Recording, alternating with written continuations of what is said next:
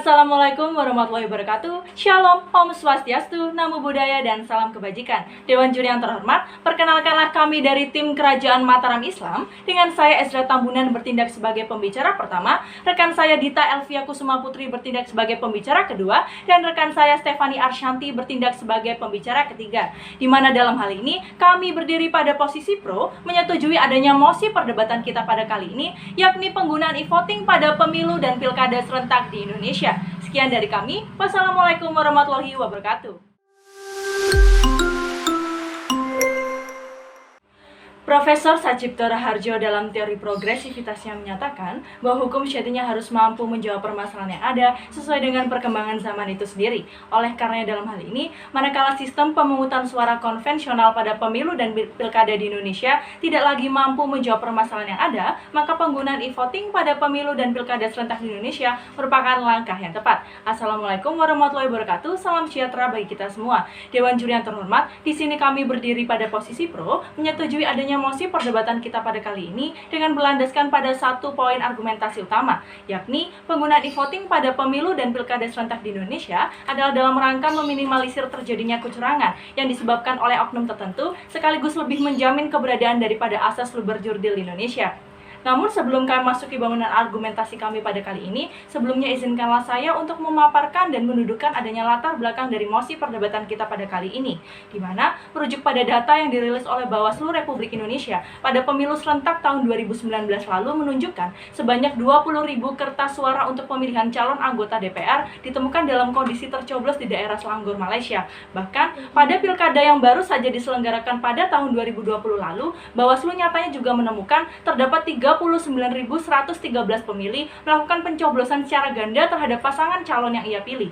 Mengapa hal tersebut dapat terjadi, Dewan Juri yang terhormat? Pasalnya sistem pemungutan suara konvensional pada saat ini tidak mampu mengakomodir adanya basis sistem pengamanan yang tepat, sehingga keberadaan daripada surat suara ini pun sangat mudah dicurangi oleh oknum tertentu. Dari sinilah menjadi sangat penting bagi negara untuk dapat memberlakukan adanya e-voting itu sendiri sebagai wujud progresivitas hukum dalam menjawab permasalahan yang ada, sekaligus lebih menjamin keberadaan daripada hak setiap individu untuk mendapatkan jaminan atas manfaat teknologi sebagaimana yang diatur dalam pasal 28C Konstitusi kita.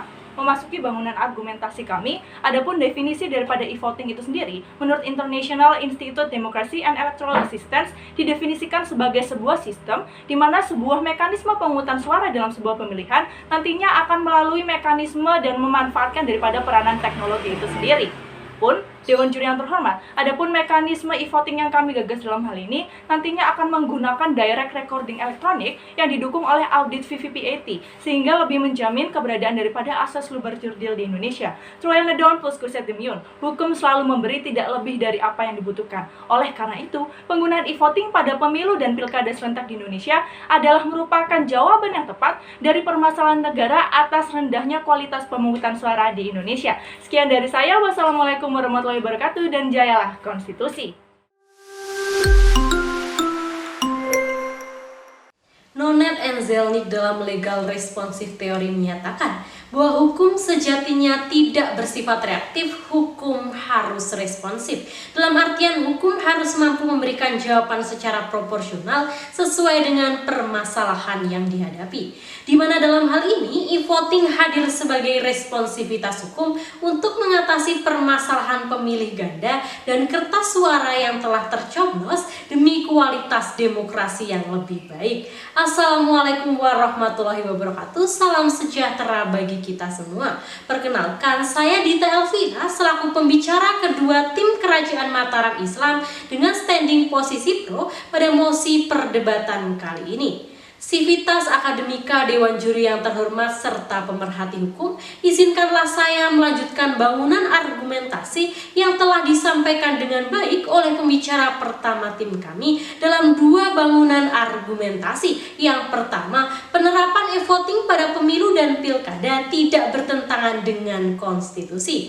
Hal tersebut diamini oleh MK sebagai the guardian of demokrasi dalam putusan MK nomor 147/PUU/7/2009 halaman 43 yang menafsirkan bahwasanya e-voting dapat dijadikan sebagai salah satu metode dalam pilkada maupun pemilu selain metode mencoblos maupun mencontreng dengan berlaku dua syarat kumulatif. Yang pertama, tidak melanggar asas luber jurdil, dan yang kedua, daerah yang menerapkan metode e-voting sudah siap dari sisi teknologi, pembiayaan, sumber daya manusia maupun perangkat lunaknya, kesiapan masyarakat di daerah yang bersangkutan, serta persyaratan lain yang diperlukan.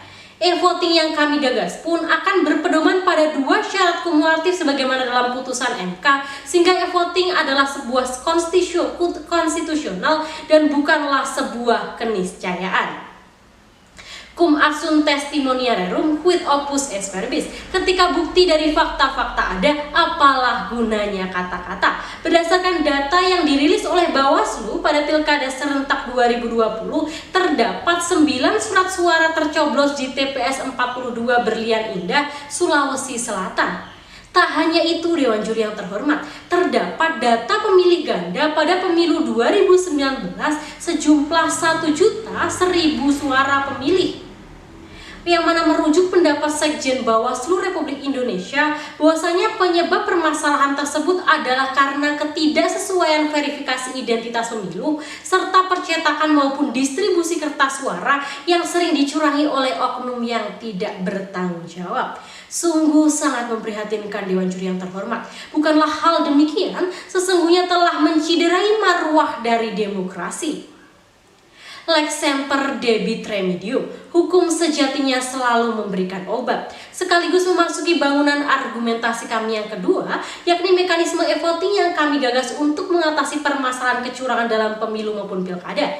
Adapun mekanisme yang kami gagas ialah pemilih datang ke TPS terdekat, kemudian melakukan verifikasi data menggunakan iktp. Setelah terverifikasi, maka pemilih akan mendapat kode akses sebanyak 1 kali dan tidak dapat lebih dari 1 kali yang tidak memuat identitas pemilih. Sehingga hal tersebut menjawab kekhawatiran berkaitan dengan asas rahasia dan keamanan data pribadi pemilih dan mencegah adanya pemilih ganda.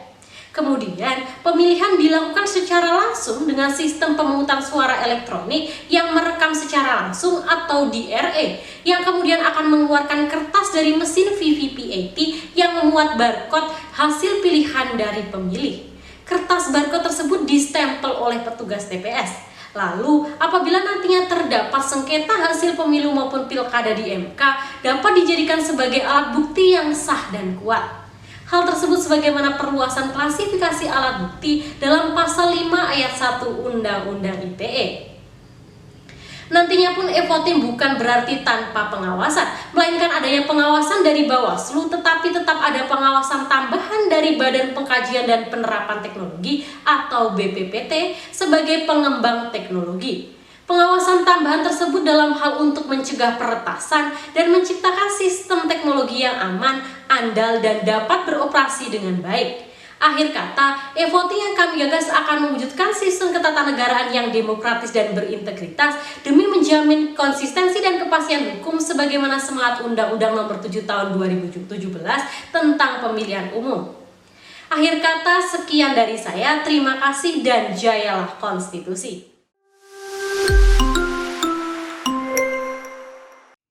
Mohtar Kusumatmaja dalam teori pembangunan hukum menyatakan bahwa hukum adalah suatu sistem pembaruan masyarakat yang sangat penting untuk digunakan di negara Indonesia yang sedang berkembang.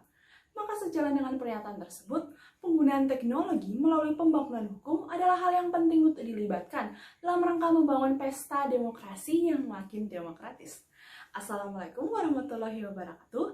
Shalom, Om Swastiastu, Namo Buddhaya, dan salam kebajikan. Perkenalkan, saya sebagai pembicara ketiga dari tim Kerajaan Mataram Islam dengan ini menyatakan dukungan kami terhadap mosi perdebatan kali ini, yakni penggunaan e-voting pada pemilu dan pilkada. Dewan Juri yang terhormat, izinkanlah saya untuk menyampaikan landasan empiris untuk melengkapi bangunan argumentasi hukum yang sedari tadi telah disampaikan dengan baik oleh pembicara kami sebelumnya, yang mana saya akan berfokus pada penggunaan teknologi e-voting untuk menjamin keamanan pada pemilu dan pilkada. Mari kita lihat fakta yang terjadi di lapangan dengan penggunaan pemilihan konvensional.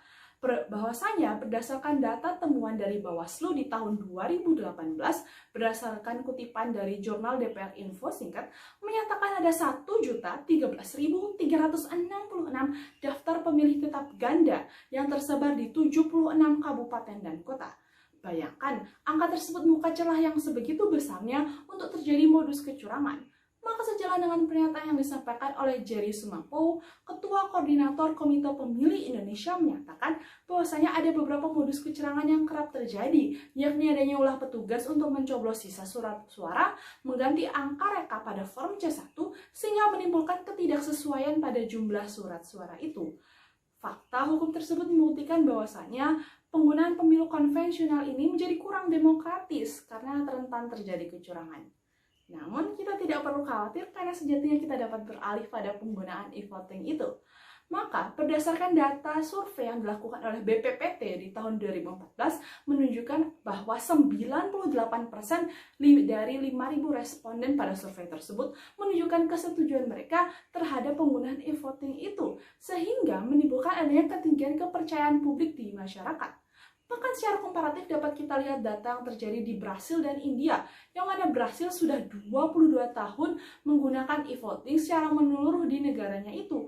Sehingga berdasarkan pernyataan yang disampaikan oleh hakim pada pengadilan pemilihan tinggi, Rosa Weber menyatakan bahwa penggunaan e-voting di Brasil berhasil untuk menciptakan suatu sistem pemilihan yang aman, kredibel, dapat diaudit, dan juga tidak terjadi kecurangan yang terjadi dan terbukti. Bahkan di negara India yang menggunakan sistem VVPAT sebagai bentuk audit pada e-voting mereka itu sendiri dapat menjamin keamanannya itu. Karena berdasarkan yang telah disampaikan oleh pembicara kami sebelumnya, VVPAT sendiri merupakan bukti kertas yang dikeluarkan pasca pemilih memilih pada mesin DRI dalam rangka untuk sistem audit apabila diperlukan dalam rekapitulasi surat suara. Sehingga Dewan Juri yang terhormat tidaklah lengkap suatu debat tanpa solusi yang konkret. Maka kami menawarkan dua solusi pada perdebatan kali ini. Yang pertama, adanya persiapan sistem. Sebagaimana yang disampaikan oleh Wicipto Setiadi, Akademi Fakultas Hukum UPN Veteran Jakarta, dan juga staf ahli Kemenkumham menyatakan bahwasanya sinkronisasi peraturan perundang-undangan di Indonesia adalah hal yang penting untuk dilakukan. Maka penting bagi kami untuk menyampaikan solusi adanya sinkronisasi legalitas hukum dalam bentuk revisi UU Pemilu, UU Pilkada, dan pembentukan peraturan teknis operasional lainnya.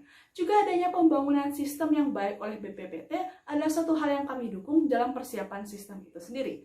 Pun pada poin solusi kami yang kedua, yakni adanya penyampaian informasi dan sosialisasi. Berdasarkan yang pertama, adanya pilot project yang merupakan simulasi e-voting yang dilakukan di area-area yang telah memenuhi ketentuan secara kumulatif berdasarkan putusan MK yang telah kami paparkan sebelumnya.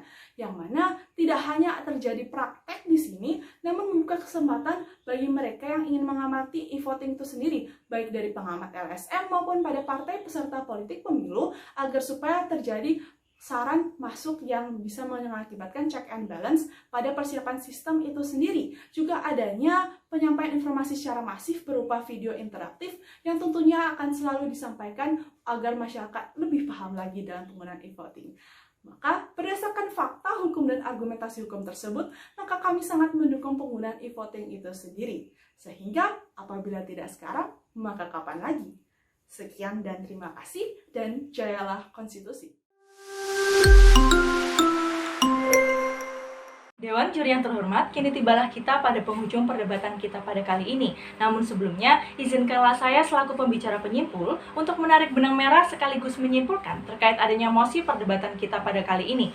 Di mana perlu kami tekankan sekali lagi bahwa adapun tujuan diberlakukannya e-voting pada pemilu dan pilkada serentak di Indonesia adalah dalam rangka meminimalisir terjadinya kecurangan yang diakibatkan oleh oknum tertentu. Pasalnya, dengan diberlakukannya mekanisme e-voting ini sendiri, nantinya akan mengurangi terkait dengan permasalahan yang berhubungan dengan sistem pemungutan suara di Indonesia, seperti halnya pencoblosan secara ganda itu sendiri dan surat suara yang sengaja diisi oleh oknum tertentu.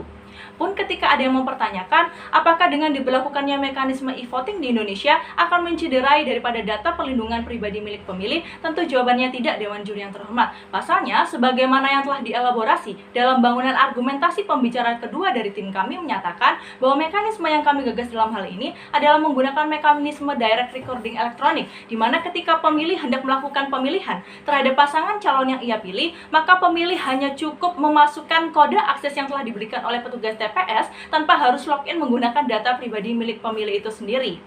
Namun di sisi lain kami juga menyadari, Dewan Juri yang terhormat, bahwasanya tingkat kepercayaan masyarakat terhadap kualitas pemungutan suara berbasis elektronik ini sendiri masih cenderung sangat rendah. Oleh karena dalam hal ini kami memiliki solusi yang sangat konkret, yakni yang pertama dengan mengadakan sosialisasi kepada masyarakat luas dalam bentuk video interaktif atau seminar secara berkala, dan yang kedua adalah dengan menerapkan program pilot project, di mana dalam program ini masyarakat dapat mengikuti simulasi electronic voting itu sendiri sehingga dapat meningkatkan kepercayaan masyarakat terhadap kualitas penyelenggaraan e-voting di Indonesia. Oleh karena dalam hal ini, Dewan Juri yang terhormat, kami tetap berdiri pada posisi pro untuk menyetujui adanya mosi perdebatan kita pada kali ini. Sekian dari kami, wassalamualaikum warahmatullahi wabarakatuh, dan jayalah konstitusi.